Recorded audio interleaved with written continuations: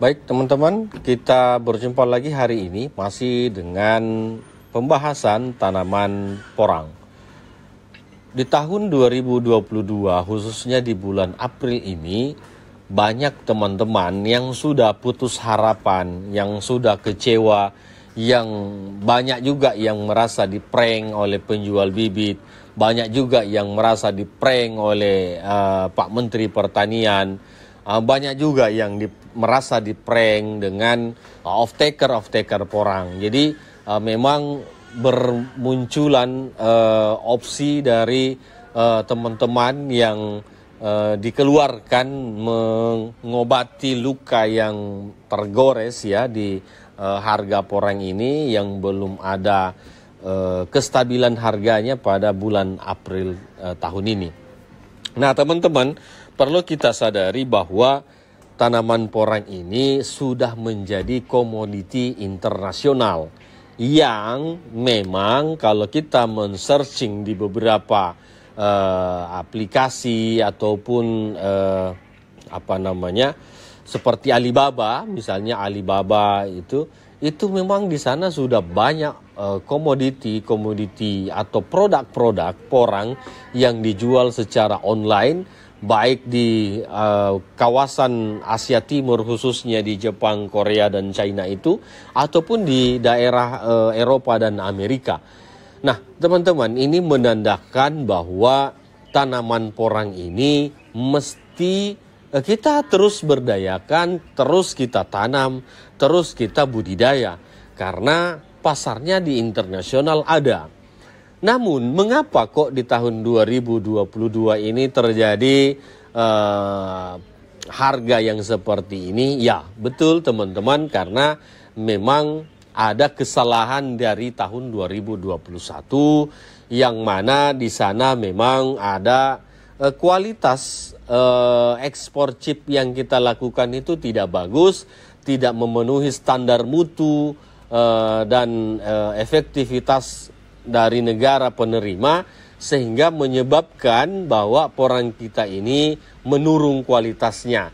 Nah, mungkin dengan harga sekarang ini di 3.500 dan 4.500 itu kita merasa bahwa kami rugi sebagai petani. Betul, karena di tahun 2021 bibit yang kita beli itu cukup mahal, sehingga mengakibatkan hitungan HPP-nya menjadi tinggi. Tetapi akan berbeda ketika kita memulai menanamnya di tahun 2022 ini.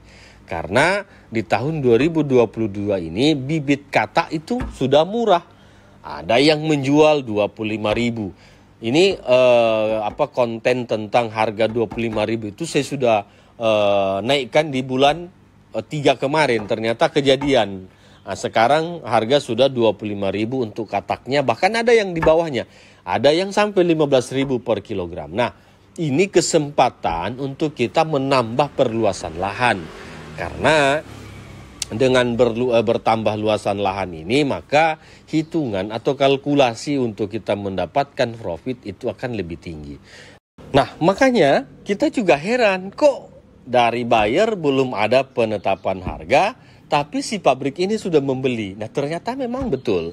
Mereka hanya gambling, mempersiapkan jikalau mungkin bulan 5, bulan 6, harga dari buyer di China atau di negara tujuan mereka mengekspor sudah ada, mereka tinggal memberikan bahan baku yang sudah mereka terima atau beli di awal.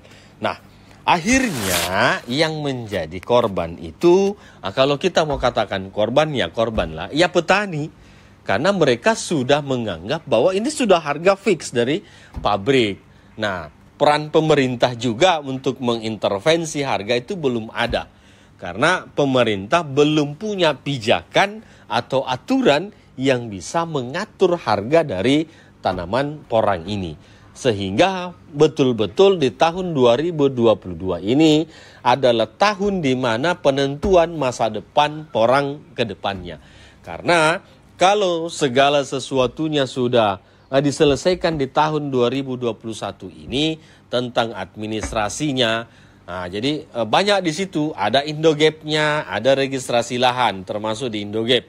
terus bagaimana mengatur HC-nya, HS code-nya untuk ekspornya ini, kode ekspornya ini. Nah, ini karena di tahun 2021 kemarin masih ada 2-3 kode HS code ini yang dipakai mengirim untuk ekspor. Nah, di 2022 ini kemungkinan insya Allah itu sudah tinggal satu, jadi sudah seragam dengan negara-negara tujuan.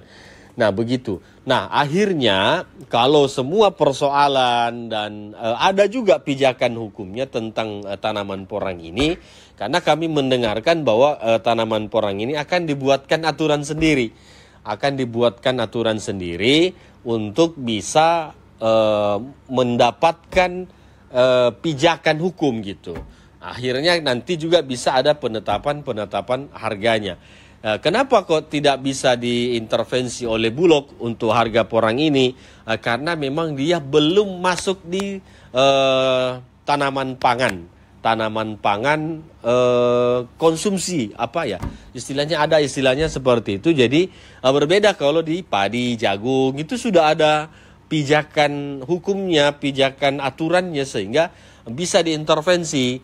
Contoh kayak misalnya sawit.